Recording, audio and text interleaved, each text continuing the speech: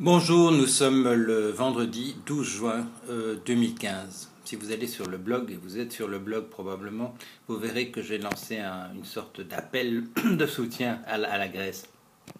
C'est symbolique, c'est pas un article où on discute de choses de fond, c'est juste pour lancer une sorte de cri de ralliement.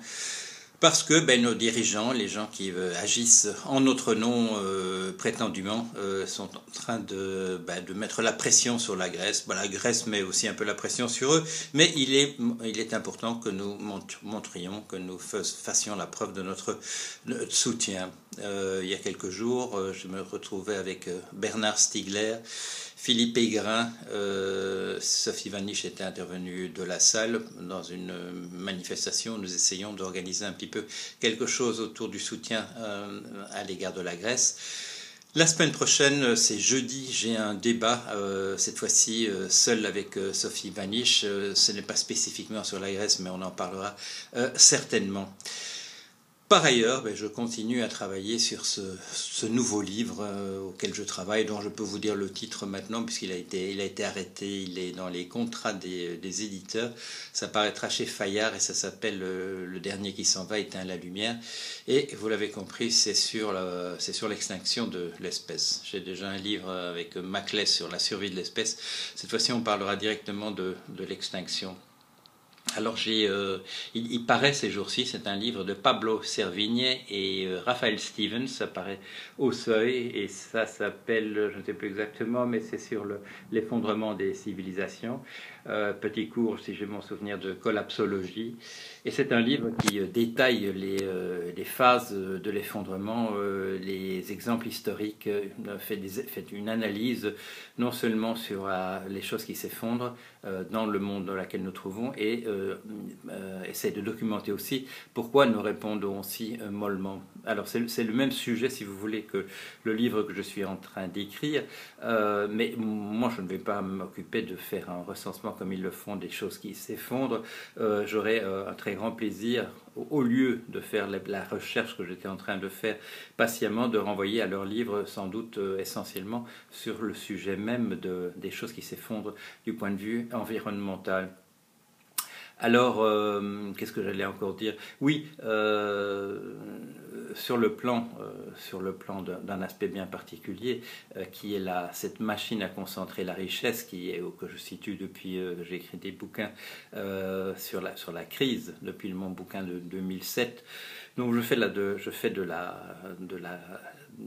concentration de la richesse un des moteurs principaux des effondrements que nous constatons. Et déjà dans le livre publié en 2007, La crise du capitalisme américain, je renvoyais aux articles, parce qu'il n'y avait pas encore le gros livre de Piketty, Le capitalisme au XXIe siècle, sur la question justement de la concentration de la richesse. Je renvoyais aux articles que Piketty avait écrits essentiellement avec Saez sur la situation aux États-Unis.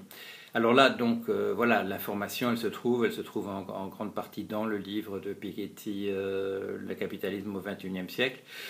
Sur la question, sur l'autre moteur de l'effondrement financier, sur lequel j'attire l'attention justement depuis la même époque, dans 2007, non seulement dans des livres, mais aussi dans des éditoriaux, les chroniques que je fais dans Le Monde, que je fais dans d'autres magazines maintenant, comme Trends Tendance ou dans l'Écho.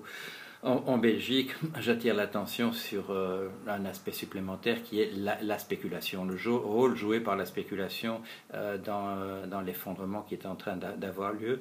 Le fait que nous avons ajouté ça comme un élément à la fin du 19e siècle, un ingrédient supplémentaire dans le fonctionnement de la finance, et c'est un élément absolument catastrophique qui pompait essentiellement, à mon sens, dans la colonisation pour trouver l'argent pour spéculer et pour faire de grandes fortunes et les défaire.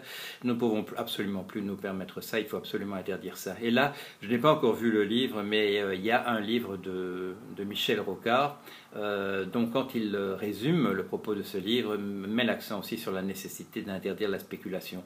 Alors là, je reçois un renfort au bout d'un certain nombre d'années, mais c'est un renfort sans doute important. Je vais essayer de lire ce livre également. Voilà, donc dans ce combat que je mène depuis 2007 en publiant des livres et des billets ici et des billets un petit peu partout, Eh bien, il y a ces éléments, concentration de la richesse, destruction de l'environnement, rôle joué par la spéculation. Il est bien qu'il y ait d'autres choses qui paraissent à ce sujet et qui viennent renforcer le propos. Ou alors, comme dans le cas des articles de Piketty et Saez, c'est moi qui suis allé les trouver pour en faire un argument essentiel dans mon bouquin. Voilà un petit point rapidement fait. Si vous avez l'occasion de faire du bruit autour de la Grèce, de montrer votre soutien, non seulement en faisant des commentaires sur mon blog, mais un peu partout, comme je l'ai dit, ou en faisant, comme vous avez vu sans doute, la référence que je fais à ce film qui s'appelait Network, qui consiste à passer la tête par la fenêtre et à crier, je ne sais plus comment j'ai formulé ça, j'ai traduit la formule anglaise, I'm mad as hell and I can't take it anymore. Je crois que j'ai dit, je suis fou de rage et je suis sur le point de casser quelque chose. Voilà, allez, comme vous le voyez, vidéo faite dans des conditions un petit peu acrobatiques. À la semaine prochaine. Au revoir.